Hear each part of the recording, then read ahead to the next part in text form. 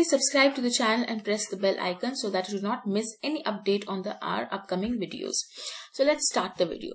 The syllabus for RBI DEPR examination is not a very detailed one as mentioned in the notification. They just tell you to refer the economics syllabus for any central university in India. So the standard of questions is set as per the syllabus of any central university in India at the master's degree examination. And syllabus for English is designed to test the writing skills of the candidate and the expression and understanding of the topic. And also, in addition to these things, they also ask you to read RBI publications like the annual report on trend and progress of banking in India, monetary policy report, and the financial stability report, and the economic survey that is being published by the government of India. So these economic survey that is being published, though you should refer to previous 2 years economic survey because questions can be asked from any of those areas. To broadly, if you analyze the past year question papers, the syllabus of the RBI Grade B DEPR examination can be classified into certain areas like the macroeconomics, econometrics and statistics, international economics, growth and development, and the public finance, which includes the current affairs, budget, and the economic survey. So these are the broad topics that you need to cover. But how do you really, go about and cover these topics in great detail so that you can, clear the phase 1 as well as the phase 2 examinations? So, good strategy would be to look at the IES, Indian Economic Service syllabus that is being given by the UPSC, and keep that as a base to cover all these areas of the syllabus. So if I show you the IES syllabus here, in GE1 they have covered microeconomics in great detail, which includes theory of consumer demand like the cardinal utility analysis, marginal utility, indifference curve analysis, Slutsky theorem, revealed preference, duality, and indirect utility function. So all these topics are given in great detail for theory of consumer demand. A very good book is to cover the Varian workbook in order to practice questions from these areas, HAL Varian. You can also refer the textbook by HAL Varian. Also, H.L. Ahuja is a good source to start with for this particular portion of the syllabus. Then the next is the theory of production. Here you need to cover factors of production like the production function, various forms of production function like the Cobb regular, CES, fixed coefficient type. All these forms of production function are given in great detail in Snyder book. So Snyder and Nicholson.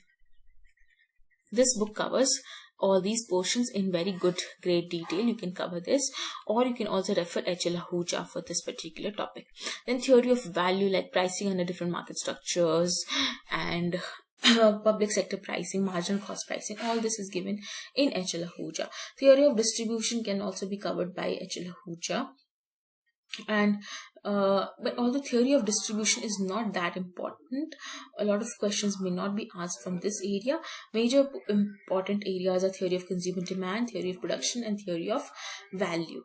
Then from welfare economics, you can cover general equilibrium, public goods, Coase theorem, and social choice, and Amartya Sen's theorem can be covered from H.L. Ahuja as well. Then to cover the next section of the syllabus, mathematical methods in economics, you are asked generally questions from linear programming and input-output model. It carries a huge weighted in the examination. So this can be covered by a book called R.S. Bhardwaj. You will find all these topics in great detail there. Statistics can be covered by S.C. Gupta, and econometric portions can be covered by Gujarati. Gujarati is more than sufficient to cover all the econometric methods, regression analysis, the 2-variable, the 3-variable model, as well as matrix approach as well. So selectively you can choose the topics that you need to cover here from the specified book like S.C. Gupta or Gujarati.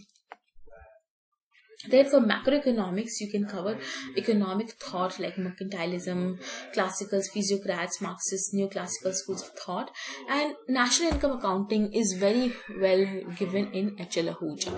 H.L. Ahuja is more than sufficient to cover the national income accounting portion, the 3 methods for calculating national income, and what is the distinction between the related aggregates like GDP, GNP, NNP, NDP, and private income, personal disposable income, and so on.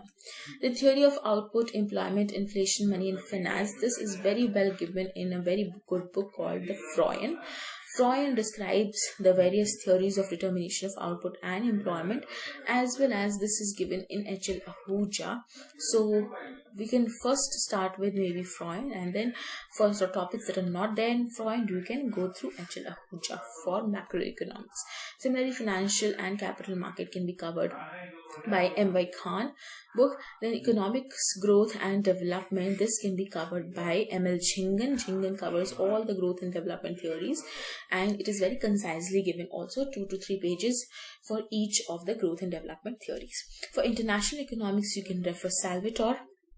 Salvatore covers all the kinds of theories of international trade, right? The Ricardo, Smith, Haberler, Heschel-Ohlin, Stopper-Samuelson theorem, and theory of tariffs as well.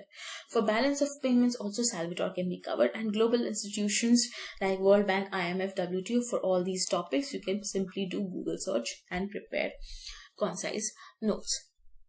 Then so these two, GE1 and GE2, these two syllabus will help you in clearing your phase 1 for the RBI DEPR examination. Generally, Indian economics is not covered in phase 1. There are no questions from Indian economy, but there may be 1 or 2 one-marker questions from the economic survey or the budget. So you can just go through that for your phase 1. But mainly Indian economics will be required for your phase 2 examination. So for phase 2, because you'll have to write descriptive answers covering various portions of Indian economy like poverty, agriculture, industry, labor, foreign trade, money and banking, inflation, and there could be question on inflation and growth, then fiscal policy, then history of planning, economic planning and development and planning. All these things are covered in your phase 2 of the RBI DEPR examination. So generally phase 2 is divided into 2 sections. One is section A, other is section B. Section A covers your static portion and section B covers your dynamic portion. So section A will test you on any of the topics that you have so far studied, be it from macroeconomics or econometrics as well. And section B will cover Indian economy and the current affairs. So for that, you need to go through your budget and the economic survey. So this is the very great, detailed syllabus that you can keep as a base for your RBI DEPR examination, which is upcoming. Also, if you want to listen to successful student strategy, you can go to our channel and watch this video for this year as well as for last year, that is 2022, and for year previous to that, you can watch this particular video to have more idea about how you should strategize your own preparation for the upcoming examination. You can also download the 4-month study plan from the description of this video, and if you are interested, you can also enroll in our ongoing RBI Grade B DEPR online course, where we have live classes where mostly all of the important topics are covered in the live classes. Then you will get practice tests, which includes chapter test, section test, mock test. These are about approximately 1600 questions in the course that we provide. You also have study material PDF notes for various topics, and short and crisp videos are also provided to you, which are recorded so that you can hear those videos again and again to clarify your concepts. After that, after clearing your phase 1 and phase 2, we also provide interview guidance if you enroll in the course. So this is a complete package that you get. If you have any further queries, you can also call on this particular number, or you can also email at this particular email ID, or you can visit our website to know more about the examination. Thank you.